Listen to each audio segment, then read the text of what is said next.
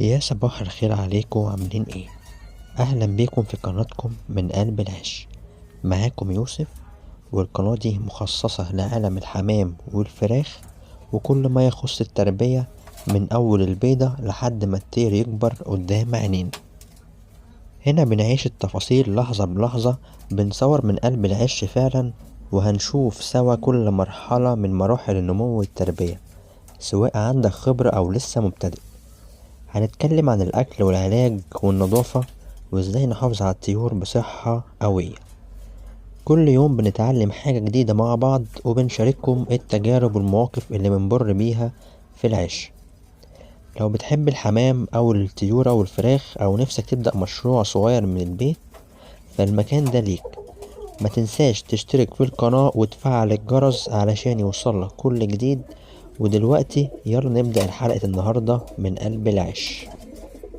بعد ما عرفنا نفسنا والقناة، خلينا ندخل بقى في حلقة النهاردة معانا 3 زغاليل صغيرين عمرهم أسبوع واحد بس، ولسه في بداية حياتهم. الزغاليل دي أنا بأكلها يدوي بإيدي علشان أساعد الأهالي، وأضمن إنهم هياخدوا كفايتهم من الأكل والغذاء الصح. في العمر ده الزغلول بيكون محتاج عناية خاصة جدا، ودرجة حرارة مناسبة، وأكل سهل الهضم. انا كل يوم بتابعهم من اول الصبح، بشوف حالتهم ونشاطهم وصوتهم لما يجوعوا. الزغلول الصغير بيبقى ضعيف وبيحتاج دفى الام والاب، بس لما بنساعد بانهم بنأكلهم يدوي، بنخف الضغط شوية عن الاهالي. انا دايما بستخدم السرنجة او المعلقة الصغيرة، وبحرص ان الاكل يكون دافي مش سخن، علشان معدتهم لسه طرية. طبعا انا بجيب الاكل وبزوده مية دافية، علشان معدة الزغلول مينفعش طبعا اجيب مياه ساقعة من الحنفية، بالذات في الجو ده. الجو ابتدى يسقع، وفي كل وجبة بحاول اغير الوضعية علشان ياخدوا اكلهم كويس، وما يروحش في مجرى التنفسي علشان ما يموتوش. الاهتمام مش بس بالاكل، لازم كمان النظافة حوالين العش، علشان مفيش حاجة تأذيهم او تجيب لهم برد. الزغاليل دول انا بتابع نموهم يوم بيوم، وبصورهم علشان نشوف الفرق مع بعض لما يكبروا. اللي مربي حمام عارف قد ايه اللحظات دي بتبقى جميلة ومليانة احساس بالمسؤولية، انك كل يوم بتطلع الصبح علشان تأكل الزغاليل علشان يكبروا قدامك. كل زغلول ليه طبع مختلف.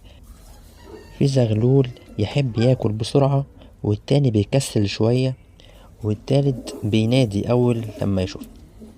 وده اللي بيخلي التجربة دي ممتعة ومليانة حياة. أنا مش بس بأكلهم، لأ ده كمان بحاول أعلم الأهالي يزقوا معاهم الأكل علشان يتعودوا يساعدوا. الحمام لما يحس بالأمان والراحة بيتعاون معاك جدا في تربية الزغاليل. وطبعا لازم نهتم بالفيتامينات والمية النظيفة، دي حاجة بسيطة بس بتفرق جدا في صحتهم. بعد طبعا لما اكلناهم بنتأكد انهم كلوا كويس، ونشوف معدتهم اتملت ولا لأ. زي ما انتوا شايفين كده هما كلوا وزيادة، بالذات الزغلول اللي هو على اليمين ده كلوا زيادة، واحنا كترنا مع الاكل. المفروض ما كناش عملنا معاه كده، عشان يعرف كمان يتنفس زي بقية الزغاليل. طبعا بتبقى تجربة ممتعة جدا، وانت بتأكل الزغاليل وهي صغيرة، بتحس لها انهم مسؤولين منك.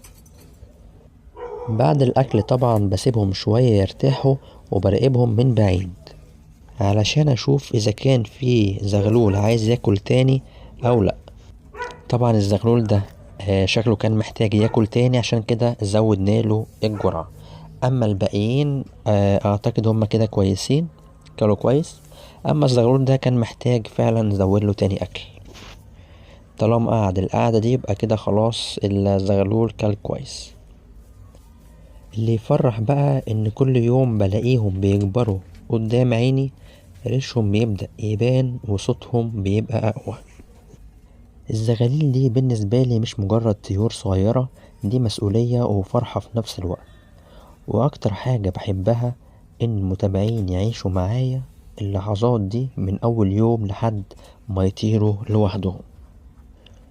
كل لقطة في الفيديو ده من قلب العش فعلا، ومن تعب وحب في تربية الحمام. وأتمنى كل اللي بيتفرج يستفيد ويتحمس يبدأ يربي بطريقته الخاصة. لو بتحب النوع ده من الفيديوهات قولي في التعليقات علشان أعمل حلقات أكتر عن الطعام اليدوي ورعاية الزغاليل. وبكده نكون وصلنا لنهاية الحلقة يا جماعة.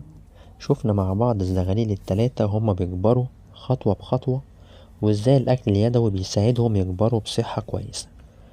كل يوم بيتعلموا حاجة جديدة، وأنا كمان بتعلم معاهم، لأن تربية الحمام علم واسع ومليان تفاصيل. الموضوع محتاج صبر واهتمام، بس في المقابل بتحس بفرحة كبيرة لما تشوف الزغاليل بتكبر قدام عينك. دي لحظات محدش بيحسها غير اللي فعلا بيحب الطيور وبيتعامل معاها بحنية.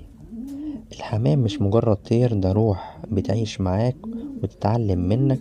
لو كل واحد فينا اهتم بالعصافير او الحمام بالشكل الصح، هتبقى عندنا سلالات قوية ونضيفة ومفيهاش اي امراض. انا بحاول دايما اقدم لكم كل تجربة بتمر عليا من قلب العش، علشان الكل يستفيد ويتعلم من بعض. لو عجبك الفيديو ما تنساش تسيب رأيك في التعليقات، وتقول رأيك في طريقة الإطعام اليدوي.